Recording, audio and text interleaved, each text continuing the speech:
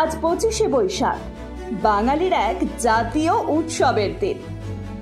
আজ রবীন্দ্রনাথ ঠাকুরের 163তম জন্মদিন। বাঙালি তথা ভারতের মানুষের কাছে রবীন্দ্রনাথ এক আইকনের নাম।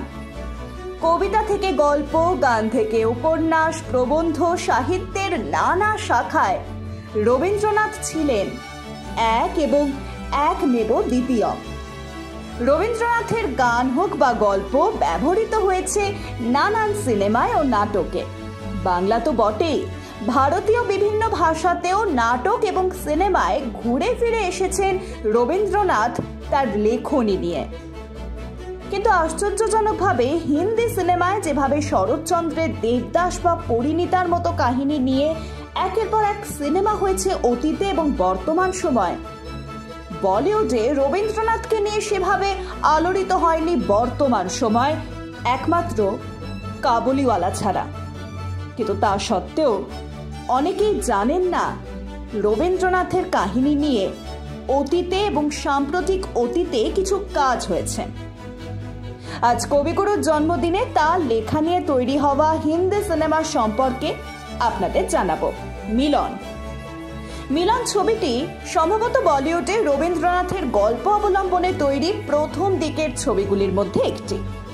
এই ছবিটি রবীন্দ্রনাথের নৌকাডুবি উপন্যাস অবলম্বনে তৈরি। হাস্যরসের মোড়কে এই উপন্যাসে শ্রেণী বিভাজনের মতো সামাজিক সমস্যাগুলি তুলে ধরা হয়েছে। এই ছবিটি পরিচালনা করেছিলেন নিতিন বোস।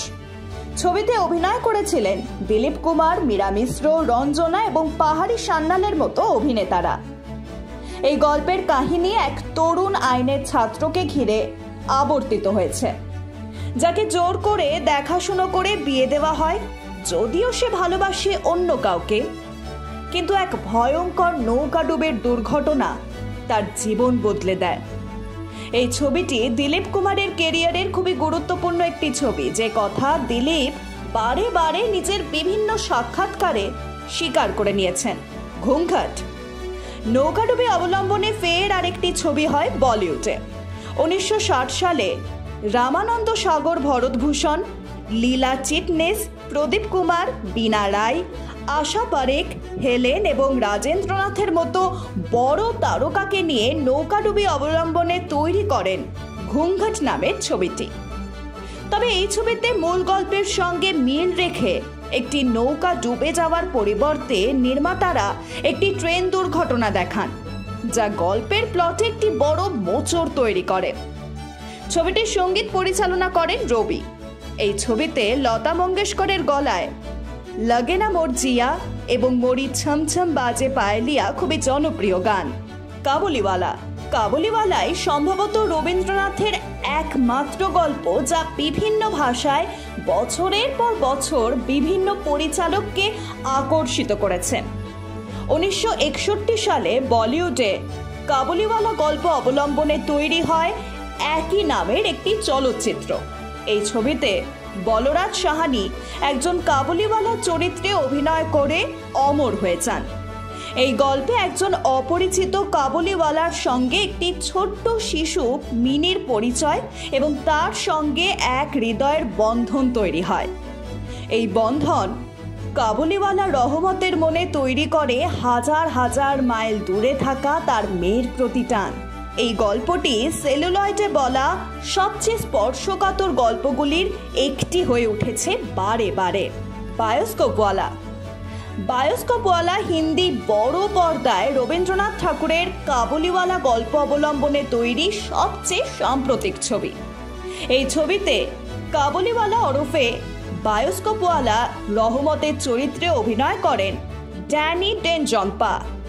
মিনির চরিত্রে অভিনয় করেন গীতাঞ্জলি থাপা এবং মিনির বাবার চরিত্রে অভিনয় করেন আদিল হোসেন।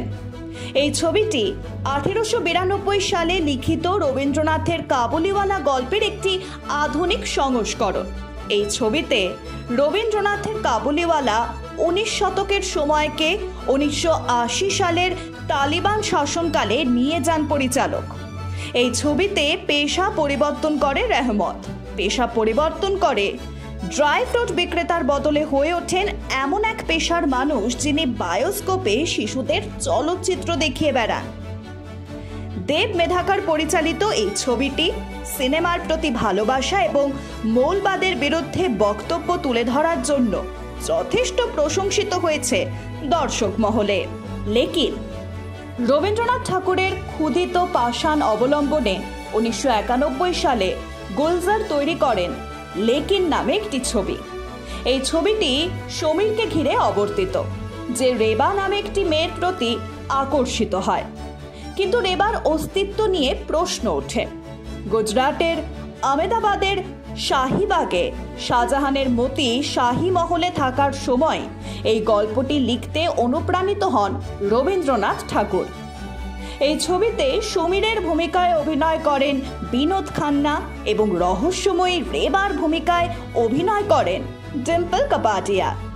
এই ছবিতে বিনোদ এবং ডিম্পল ছাড়াও অভিনয় করেন আমজাদ খান, আলোকনাথ, বীণা ব্যানার্জি এবং একটি বিশেষ ভূমিকায় অভিনয় করেন হেমা মালিনী। লেকিন ছবিটি একাধিক জাতীয় পুরস্কারও জেতে, যার মধ্যে একটি জাতীয় পুরস্কার সঙ্গীতের জন্য পায়। উপহার। রবীন্দ্রনাথের সমাপ্তি গল্পের অবলম্বনে 1971 সালে বলিউডে একটি ছবি হয় উপহার নামে। এই ছবিতে অভিনয় করেন জয়া ভাদুরী, স্বরূপ দত্ত এবং কামিনী কৌশল। রাজশ্রী প্রোডাকশনের ব্যানারে এই ছবিটি প্রযোজনা করেন তারাচন্দ বরজাতিয়া। ছবিটিতে সঙ্গীত পরিচালনা করেন লক্ষ্মীকান্ত প্যারেলাল। এই ছবিতে কিশোরী মিনুর ভূমিকায় অভিনয় করেন জয়া ভাদুরী। অপরিণত মিনুকে এমন এক বৈবাহিক সম্পর্কে বেঁধে দেওয়া হয় যে সেই সম্পর্কের মানে বুঝতেই অক্ষম। এই ছবিটি 45তম একাডেমি পুরস্কারের মঞ্চে সেরা বিদেশি ভাষার ছবি হিসেবে এন্ট্রি পেলেও পুরস্কারের চূড়ান্ত তালিকায় স্থান পায়নি। ছবিটি একাধিক দক্ষিণী ভাষায় ডাবিংও হয়। গীত গাতা চল। 1975 সালে রাজশ্রী প্রোডাকশনের ব্যানারে রবীন্দ্রনাথের ছোট গল্প পলাতক অবলম্বনে আরও একটি ছবি তৈরি হয় গীত গাতা চল নামে। ছবিটি পরিচালনা করেন হীরেন নাগ। এই ছবিটি একটি কিশোর বালকের সাধারণ কাহিনী, যে গার্হস্থ্য জীবনের সীমাবদ্ধতার পরিবর্তে ভবঘুরে জীবন পছন্দ করে। ছবিতে মুখ্য চরিত্রে অভিনয় করেন শচীন পিলগাঁওকর, যিনি নিখুঁতভাবে একজন মুক্ত কিশোরের চরিত্রকে ফুটিয়ে তুলেছেন, যার কোনো বাড়ি নেই, কোনো মানসিক আবেগের যোগ নেই, যে পরিবারের যত্ন আত্তি ছাড়াই নানা গ্রামে গঞ্জে ঘুরে বেড়ায়। Short story by Rabindranath Tagore. Rabindranath ঠাকুরের কয়েকটি ছোট গল্প অবলম্বনে তৈরি এই অনুষ্ঠানটি একটি জাতীয় চ্যানেলে বহুল প্রশংসিত হয়। ছোট পর্দায় এই গল্পগুলি পরিচালনা করেন অনুরাগ বাসু। অনুরাগ রবীন্দ্রনাথের চোখের বালি, চারুলতা, কাবুলিওয়ালা, গোয়েন্দা, সমাপ্তি এবং ছুটির মতো গল্প এবং উপন্যাস নিয়ে এই সিরিজটি তৈরি করেন। প্রতিটি উপন্যাসকে তিনি 2টি বা 3টি পর্বে ভাগ করে নিয়েছিলেন এবং ছোট গল্পগুলি একটি পর্বেই দেখিয়েছেন। অবিভক্ত বাংলার 20 শতাব্দীর প্রথম দিকের গল্পগুলি রাজনৈতিকভাবে অস্থির কলকাতার প্রেক্ষাপটে রচিত। রবীন্দ্রনাথ নিজের সময় সবচেয়ে স্পষ্টবাদী এবং নারীবাদী হিসেবে সমাদৃত।